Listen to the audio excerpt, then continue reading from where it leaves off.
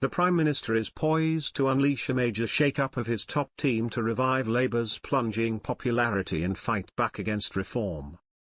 Keir Starmer wants to axe Rachel Reeves as Chancellor in a major shake-up of his top team to revive Labour's plunging popularity.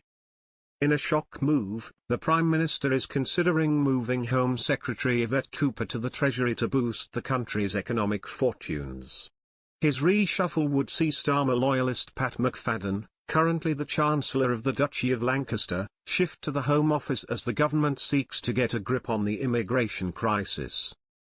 Defence Secretary John Healey is also facing the bullet because of an ongoing defence spending row. The merry-go-round means Luke Pollard could replace Healey at the Mod with Labour newbie and former Royal Marine Alistair Cairns tipped for a defence role. Insiders say an active process is going on as Sir Keir considers how and when to execute a reshuffle, which is most likely to happen in the spring. A Whitehall source said, Keir needs to shake things up and there is an active process going on to consider all the options. They added, there is no doubt that the first 6 months have been pretty rough and the poll ratings show that something needs to change. The source said that former Foreign Secretary David Miliband could replace Peter Mandelson as President of the Global Council.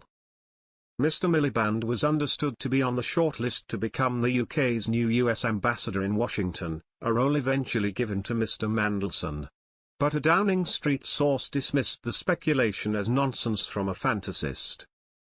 Ms. Reeves has come under intense pressure since her Halloween budget horror show with her policies deeply unpopular and politically damaging. Her decision to scrap the winter fuel payment for pensioners has been met with a furious backlash, as has her move to clobber farmers and family businesses with a 20% inheritance tax raid.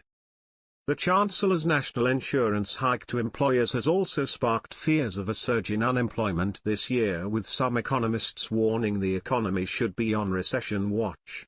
A further pinch point is due next month when the OBR, the government's spending watchdog, publishes its economic and fiscal forecast on March 26.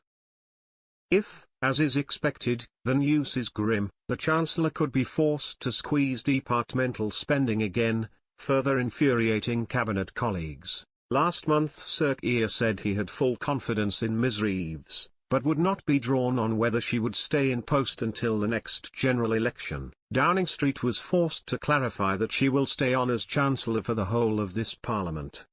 The PM's official spokesperson said the pair will work together throughout the whole of this Parliament. Pressed if that meant working together with Ms. Reeves as Chancellor, the spokesman replied, yes. He said, the PM was explicit this morning. The Chancellor is doing a fantastic job and will work throughout the whole of this Parliament in delivering for working people, and has, the PM's, full confidence. Labour's big pitch to voters has been its promise to drive economic growth.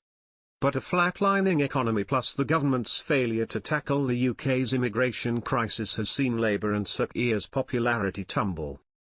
Earlier this week Nigel Farage's Reform UK topped a landmark poll, coming ahead of Labour and the Tories for the first time ever.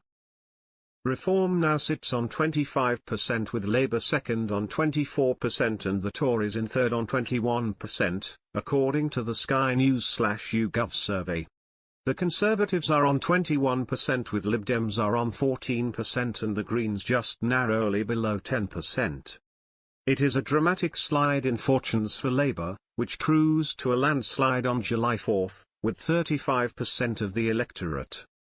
Furthermore, Mr. Farage has a net favourability rating of -27 whereas Badenoch dropped to -29 this month. The Prime Minister is less popular than both his main rivals with his net favourability rating now as low as -36.